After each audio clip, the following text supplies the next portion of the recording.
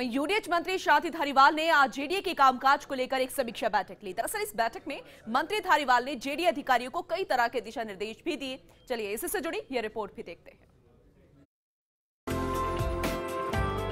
UDH मंत्री शांति धारीवाल ने JDA में जेडीए के कामकाज को लेकर समीक्षा बैठक ली। बैठक में सबसे पहले धारीवाल ने जेडीए की आर्थिक स्थिति के बारे में जानकारी ली। इसके बाद जेडीए के अधिकारियों ने सभी प्रोजेक्ट्स का प्रेजेंटेशन दिखाया।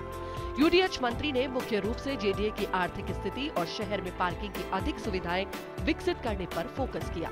उन्होंने अधिकारियों को निर्देश दिए कि आने वाले दिनों में ऐसी कार्य योजना तैयार की जाए जिससे जेडीए की आर्थिक स्थिति को ठीक किया जा सके। साथ ही आने वाले दिनों में जो भी ऑक्शन जेडीए करे उसकी राशि इंस्टॉलमेंट में लेने की व्यवस्था की जाए।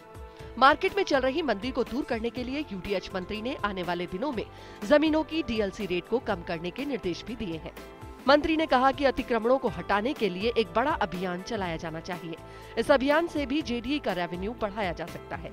उन्होंने इस संबंध में जोन उपायुक्त को टारगेट देकर कार्रवाई करने के निर्देश भी दिए हैं। यूडीएच मंत्री का दूसरा बड़ा फोकस शहर में पार्किंग सुविधा विकसित करने को लेकर रहा। मंत्री धारीवाल ने सुझाव दिया कि 4 दीवारी में पुरानी इमारतों को चिन्हित कर वहाँ पार्किंग बनानी चाहिए। हमने जेडीए को ये बोला है कि भाई पार्किंग के लिए कहाँ पर जमीन उपलब्ध हो सकती है, एक तो उसकी तलाश की जाए, आइडेंटिफिकेशन किया जाए। क्योंकि मोटी बात यह है कि पिछली गवर्नमेंट, जब कांग्रेस की गवर्नमेंट थी, तो रामनिवास बाग में जो पार्किंग बनी, उसके बाद में इन 5 सालों में कोई नई पार्किंग जयपुर में नहीं बन पाई। हमारा विचार ये है कि हर बाजार में और हर उस स्थान पर जहाँ पर पार्किंग की आवश्यकता है, पार्किंग के बगैर जो है वहाँ पर लोगों को काफ़ी परेशानियाँ महसूस होती हैं, वहाँ पर जो है आइडेंटिफिकेशन हो ताकि वहाँ पर पार्किंग का इंतजाम किया जा सके।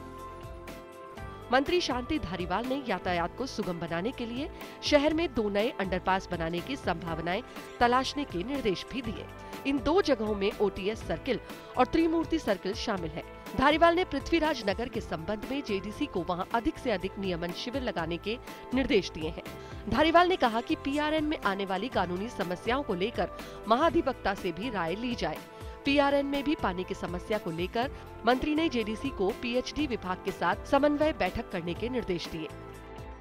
पृथ्वीराज नगर का भी उलझा हुआ मामला है, उसमें कोर्ट के भी डायरेक्शंस हैं, कुछ ये हैं वो है, तो उस पर भी विचार करने के लिए क्या गया कि पीएनआर का किस तरीके से सोल्यूशन हो सकता है, रेगुलाइजेशन किस तरीके से ज़्यादा तेजी से हो जाए।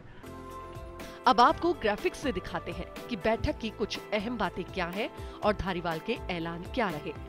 टाउन प्लानिंग शाखा में पुराने अनुभवी लोगों की सेवाएं ली जाएगी। नई भर्ती के प्रयास भी होंगे। ओटीएस और जेडीएस सर्किल पर अंडरपास बनेगा। कॉलोनियों में चल रही व्यावसायिक गतिविधियों पर रोक लगेगी। पिछली सरकार के जो भी प्रोजेक्ट है उन्हें समय पर पूरा करेंगे। किसी प्रोजेक्ट का नाम नहीं बदलेंगे। जेडीए से पुराने विवादों को दूर करने के लिए जेडीए में सेटलमेंट कमेटी बनेगी। शहर में बाहर से आने वाले वाहनों से सेस लेने की प्लानिंग होगी। जल्द से जल्द डीएलसी रेट्स को कम किया जाएगा। 2019 में जेडीए का फोकस सिर्फ रेवेन्यू पर होगा। इसके अलावा भी मंत्री ने कई तरह के सुझाव और निर्देश जेडीए अधिकारियों को दिए। सहयोगी अभिषेक श्रीवास्तव के साथ Shivendra Singh Parmar, first India news, Jaipur.